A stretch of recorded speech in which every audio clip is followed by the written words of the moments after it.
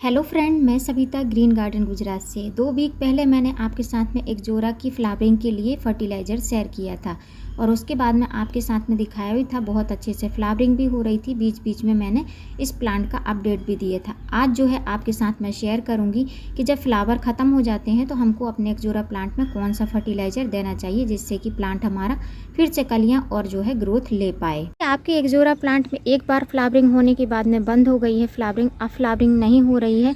और ये जो फर्टिलाइज़र मैं आपके साथ में शेयर करने वाली हूँ, इस फर्टिलाइज़र का यूज़ करेंगे, इसकी एक जोरा की जड़ों में डाल देंगे तो आपका एक जोरा जो है 20 से 25 दिन में फिर नई कलियाँ बनाने लगेगा। पर आप देख रहे हैं ये मेरा वही एक जोरा का प्लांट है जिसमें मैंने फ्लावर बूस्ट करने के लिए फर्टिलाइज़र दिया था। अब आप देख सकते हैं इसके फ्लावर भी जो है सब फेड हो गए हैं ऑलमोस्ट, और पत्तियाँ भी धूप के कारण आपको इस तरीके से डॉट डॉट सी दिखाई देने लगी। नीचे की पत्तियां जो हैं वो तो ड्रॉप ही हो जाएंगी, वो बिल्कुल भी नहीं रुकेंगी, लेकिन ऊपर की पत्तियां भी आपको पीली पीली सी, मतलब पीली तो नहीं, डॉट डॉट से दिखाई दे रहे हैं, क्योंकि अभी जो है इस टाइम पर बारिश नहीं हो रही है और धूप ज़्यादा हो रही है। धूप के कारण पत्तियाँ जो है थोड़ी सी डैमेज हो रही हैं। आज जो हम इसमें फर्टिलाइज़र देंगे इसकी ग्रोथ के लिए और साथ में फ्लावरिंग के लिए भी। अभी भी कुछ फ्लावर आपको फ्रेश दिखाई दे रहे होंगे जो कि इस तरीके से हैं, तो उन फ्लावर को नहीं हटाऊंगी। बाकी के जिनके फ्लावर जो है फेड हो गए हैं, जिनमें खाली स्टेम ही बची हुई है, इनमें सब में हम कुछ काम करेंगे। उसके बाद में हम अपने एक जोरा प्लांट में फर्टिलाइज़र देंगे जिससे कि आने वाले समय में हमारा प्लांट अच्छे से ग्रोथ कर पाए। एक जोरा प्लांट जिस तरीके से बंचेस में फ्लावर देता है उसी तरीके से इसको फर्टिलाइज़र की भी ज़्यादा नीड होती है। जब पौधा गमले में लगा रहता है तो उसको ज़्यादा फर्टिलाइज़र चाहिए रहता है, क्योंकि एक सीमित स्पेस में पौधा लगा रहता है। और यही पौधा अगर ज़मीन में लगा हुआ है तो कोई प्रकार का आप न्यूट्रिशंस इसको नहीं देंगे तब भी पौधा आपका हेल्दी ग्रोथ करता रहता है। बट मैं जो है टेरेस गार्डनिंग करती हूँ, इसलिए मुझे पौधों को जो है टाइम टाइम पर फर्टिलाइज़र देना पड़ता है। तो आज ये एक जोरा का फिर से टाइम आ गया है। 2 वीक हो गए हैं इसको फर्टिलाइज़र दिए। जब हमने फर्टिलाइज़र दिया था तो फ्लावरिंग को बूस्ट कराने के लिए फर्टिलाइज़र दिया था। कुछ कलियाँ बनी हुई थी और कुछ इस तरीके से फ्लावर ब्लूम हो रहे थे। और जब इस प्लांट पे हमने फर्टिलाइज़र दे दिया था उसके बाद में 1 वीक के अंदर ही इसकी पूरी ही फ्लावरिंग ओपन हो गई थी। जो बड्स जो है खुली नहीं थी वो सब खुल गई थी और फ्लावर आप देख सकते हैं सभी जो है फेड हो चुके हैं। कुछ 2-4 ब्रांचेस बची हुई हैं जिनमें फ्लावरिंग हो रही है।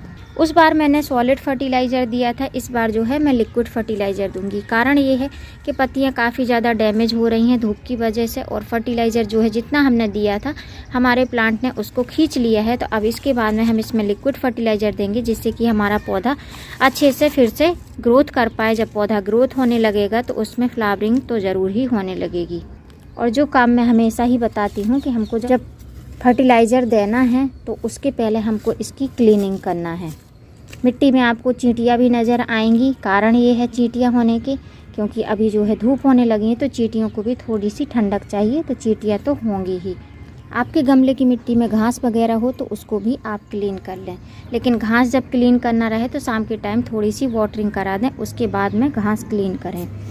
क्योंकि सूखी मिट्टी में जो है घास अच्छे से रूट्स नहीं छोड़ती है, रूट मिट्टी में ही दबी रह जाती है। ऊपर से घास जो है टूट जाती है, ब्रांच उसकी टूट जाती है, जड़ अंदर ही मिट्टी में रह जाती है। उसके बाद में हमको एज इट इज़ जैसे हमेशा करते हैं गुड़ाई करना है। और आज जो है मैं इसमें लिक्विड खाद दूंगी जिससे कि पौधा हमारा बहुत अच्छे से ग्रोथ करने लगे। एक जोरा प्लांट को अगर आप गमले में लगाते हैं तो गमले में वो बहुत जल्दी से रूट बाउंड होने लगता है। इसकी भी रूट्स आपको ऊपर ही दिखाई देंगी। इस तरीके से रूट जो है गुड़ाई करते टाइम टूट जाती हैं, इसलिए जो है टाइम टाइम पर आपको इसको फर्टिलाइज़र गमले में देना पड़ता है। अब मैं आपके साथ में शेयर करूंगी कि आज मैं अपने एक जोरा प्लांट में किस चीज़ के लिए फर्टिलाइज़र दूंगी। सबसे पहले जो पत्तियाँ जो है कुछ तो न्यूट्रिशंस की कमी की वजह से इस तरीके से डॉट डॉट हो जा रहे हैं। दूसरा जो है धूप ज़्यादा लग रही है और इस तरीके की पत्तियां इसकी हो ही जाती हैं। आप कभी भी देखेंगे अगर बारिश गिरती रहेगी तो एकदम ग्रीनिश रहेंगी, लेकिन जैसे ही धूप लगेगी तो पत्तियां इस टाइप से हो जाती हैं। लेकिन हमारे पौधे में किसी प्रकार की कमी ना हो, इसलिए जो है हम इसमें फर्टिलाइज़र देंगे। टोटल 5 फर्टिलाइज़र आज हम इसमें डालेंगे। तो एक फर्टिलाइज़र जो है सॉलिड फॉर्म में डालेंगे, आप चाहें तो लिक्विड भी बना के डाल सकते हैं। मैं सॉलिड फॉर्म में डालूंगी और लिक्विड बनाना है वो भी आपको बता दूंगी। अब सॉलिड फॉर्म में फर्टिलाइज़र डालना है तो थोड़ा सा हम इसको रिंग साइड में बनाएंगे जिससे कि हम इसमें फर्टिलाइज़र दे पाएँ। इस तरीके से रिंग साइड बना ली है। अब इसमें हम फर्टिलाइज़र देंगे जो सॉलिड वाला है, वो है ये एप्सम सॉल्ट। एप्सम सॉल्ट आप कोई भी मतलब चाहे वेजिटेबल गार्डनिंग करते हैं या फिर जो है आप फ्रूट गार्डनिंग करते हैं या जो फ्लावर प्लांट लगाते हैं, हर चीज़ में एप्सम सॉल्ट की ज़रूरत पड़ती है, क्योंकि ये जो है मैग्नीशियम सल्फेट से भरपूर फर्टिलाइज़र रहता है जो कि आपके पौधे को एकदम हरा भरा चमकदार बना के रखता है। इसमें मैग्नीशियम सल्फेट भरपूर मात्रा में रहती है, तो इसको मैं डालूँगी। आप चाहो तो इसका लिक्विड बनाकर 1 लीटर पानी में और आधी चम्मच के करीब डालकर और स्प्रे भी कर सकते हो, और उसके बाद में जो है इस तरीके से जड़ों में भी डाल सकते हो। इसको डाल दिया है। अब हमारी आती है मेन फर्टिलाइज़र की बात, जो कि हम बनाएंगे लिक्विड फर्टिलाइज़र। वो है ये फर्टिलाइज़र जो कि लिक्विड फॉर्म में है। आज इस फर्टिलाइज़र को मैं अपने पौधों पर अप्लाई करूंगी। तो ये जो फर्टिलाइज़र है इसको मैंने बनाया किस तरीके से वो आपके साथ मैं शेयर कर देती हूँ, कौन कौन से मैंने इसमें फर्टिलाइज़र ऐड किए हैं, तब ये जाके लिक्विड बना है। फर्टिलाइज़र बनाने के लिए आप कोई भी जार वगैरह ले सकते हैं। मैं गिलास ले रही हूँ और गिलास में सबसे पहले, अभी हमारे एक जोड़ा प्लांट में फ्लावरिंग ख़त्म हो चुकी है, मतलब कि अब हमको इसमें फ्लावरिंग चाहिए तो, लेकिन फ्लावरिंग आएगी कैसे, जब इसमें न्यू ग्रोथ आएगी। यहाँ पर आप देख सकते हैं पत्तियों में अभी कोई भी बर्ड्स वगैरह नहीं बनी थी, तो इसमें न्यू ग्रोथ आ रही है। लेकिन इन प्लांट में न्यू ग्रोथ लेने के लिए हमको क्या करना पड़ेगा वो सबसे पहले आपको बता देती हूँ। अब इनमें हमको न्यू ग्रोथ लेने के लिए सबसे पहले तो हमको इनकी जो है इनके लिए नाइट्रोजन युक्त फर्टिलाइज़र देना पड़ेगा। जब बारिश हो रही थी तो हमको कोई भी नाइट्रोजन युक्त फर्टिलाइज़र की ज़रूरत नहीं थी, लेकिन अब बारिश नहीं हो रही है, इसलिए हम इसमें नाइट्रोजन युक्त फर्टिलाइज़र देंगे। तो यहाँ पर आप देख रहे हैं ये है चाय पत्ती। चाय पत्ती में भरपूर मात्रा में नाइट्रोजन रहता है और ये एक ऑर्गेनिक फर्टिलाइज़र होता है जो कि हर किसी को घर में उपलब्ध हो जाता है। तो हम लगभग 1 टेबल स्पून के करीब इसमें चाय पत्ती लेंगे। थोड़ी सी ज़्यादा भी हो जाएगी तो कोई दिक्कत नहीं करेगा। उसके बाद में आप ये जो ग्रेन्यूल्स देख रहे हैं ब्राउन कलर की, इनका यूज करेंगे। और ये क्या काम करेगा, ये फॉस्फोरस का काम करेगा। जब हम नाइट्रोजन दे देंगे अपने पौधे में तो हमको पौधों की ब्रांच को भी मजबूत करना है, तो फॉस्फोरस का काम करेगा। ये है डाई अमोनियम फॉस्फोरस, जिसको बोलते हैं डाई अमोनियम फॉस्फेट। ये है डीएपी। डीएपी के दाने हमको ज़्यादा नहीं लेने हैं क्योंकि ये एक ऑर्गेनिक फर्टिलाइज़र नहीं है, तो ये छोटे दाने हैं, तो आप जो है 8-10 दाने ले सकते हैं। थोड़े से ज़्यादा भी हो जाएंगे तो दिक्कत नहीं है, क्योंकि हम इसको लिक्विड फॉर्म में डालेंगे। तो इसके दाने में 10-12 दाने छोटे दाने ले रही हैं। अगर आपके पास में इसके दाने जो है बड़े वाले हैं, बड़े ग्रेन्यूल्स हैं, तो आप 5 दाने 6 दाने से ज़्यादा बिल्कुल भी ना लें, अगर आपका 8 इंच का पॉट है तो। अब हमने इसमें 2 चीज़ मिला ली है, नाइट्रोजन और फॉस्फोरस। अब मिलाना है तीसरी चीज़। हमने जो है जड़ों को मजबूत करने के लिए अभी कुछ भी नहीं मिलाया, तो ये है नीम खली। नीम खली मस्ट है। अगर आप कोई भी प्लांट में फर्टिलाइज़र दे रहे हैं तो उसमें नीम खली ज़रूर ऐड करें। ये जो है रूटिंग हार्मोन का भी काम करेगा, जड़ों को भी मजबूत करेगा और पौधे को पोषण भी देगा, एक प्रकार का फर्टिलाइज़र का भी काम करेगा। तो ये तीसरा जो फर्टिलाइज़र है वो है नीम खली। इसका हमको यूज करना है, तो आप 1 टेबल स्पून के करीब ले सकते हैं। नीम खली एक ऑर्गेनिक फर्टिलाइज़र होता है। उसके बाद हमको लेना है, ये है हल्दी पाउडर। हल्दी पाउडर एक फंजीसाइड का काम करता है और एंटीबैक्टीरियल भी रहता है। जैसे कि आपने देखा गमले की मिट्टी में चींटियाँ हो रही थी, तो गर्मी के कारण हो रही हैं वो तो, लेकिन तब भी हम इसमें जो है, आपके पास में फंजीसाइड है तो फंजीसाइड भी डाल सकते हैं, और अगर आपके पास में फंजीसाइड नहीं है तो ये तो सभी के पास, सभी के किचन में होता है, वो आप यूज कर सकते हैं। हमने इसमें 4 फर्टिलाइज़र ऐड कर लिए हैं। नीम खली है, हल्दी पाउडर है, चाय पत्ती है, डीएपी है। अब इसके बाद में जैसे कि मैंने आपको दिखाया था एप्सम सॉल्ट, आप चाहें तो एप्सम सॉल्ट इस पानी में भी मिक्स करके रख सकते हैं। और उसके बाद में हम इसमें डाल देंगे पानी, क्योंकि हमको जो है लिक्विड फर्टिलाइज़र बनाना है। एक प्लांट के अकॉर्डिंग हमको इसमें पानी डालना है, तो हम इतना ही फर्टिलाइज़र बनाएंगे। इतना फर्टिलाइज़र हमारा रेडी होने के बाद में इसको हमको ढक के और 4 से 5 घंटे के लिए, मिनिमम जो है 4 से 5 घंटे, अगर आप शाम के टाइम में बना रहे हैं तो शाम के टाइम में भिगो कर रख दें ढककर, और सुबह आप जो है इसको फर्टिलाइज़र दे सकते हैं। तो इस तरीके का आपका फर्टिलाइज़र बनकर रेडी होगा। तो जब मॉर्निंग के टाइम में आप इसको देखेंगे तो आपको इस तरीके का फर्टिलाइज़र रेडी मिलेगा। जो भी पार्टिकल्स रहेंगे नीचे चले जाएंगे और लिक्विड जो है ऊपर आपको इस तरीके से दिखाई देने लगेगा। लेकिन मेरे फर्टिलाइज़र में मैंने एप्सम सॉल्ट नहीं मिलाया है। मैं आपको दिखा दी हूँ कि अगर आप मिलाना चाहते हैं तो आप मिला सकते हैं, लेकिन मैंने एप्सम सॉल्ट आपको अभी दिखाया था पहले कि मैंने जो है मिट्टी में सॉलिड फॉर्म में डाला है।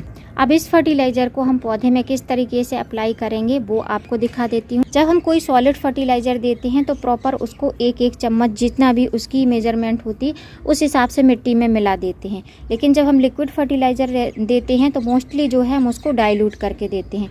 लेकिन आज ये फर्टिलाइज़र मैं डाइल्यूट करके नहीं दूँगी, जिस तरीके से हम सॉलिड फॉर्म में देते हैं उसी तरीके से मैं इस फर्टिलाइज़र को दूँगी। मिट्टी को हमने गुड़ाई कर लिया है, उसके बाद में एज इट इज़ ऐसे ही इसको मिट्टी में डाल दूंगी। फ़र्क है कि ऊपर का जो लिक्विड है यही डालना है, नीचे का जो सॉलिड फॉर्म है वो हमको यूज नहीं करना है। तो इस तरीके से हम इसको मिट्टी में मिला देंगे।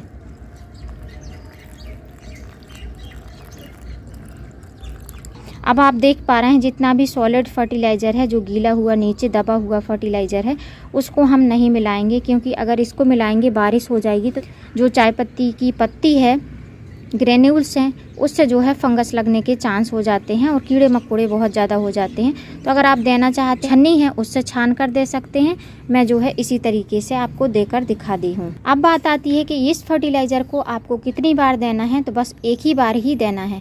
एक बार देंगे तो 15 से 20 दिन में इनमें न्यू ग्रोथ भी होने लगेगी आपके एक्जोरा प्लांट में, और जब ग्रोथ होने लगेगी तो फिर जो है हम इसमें फर्टिलाइज़र देंगे फ्लावरिंग के लिए।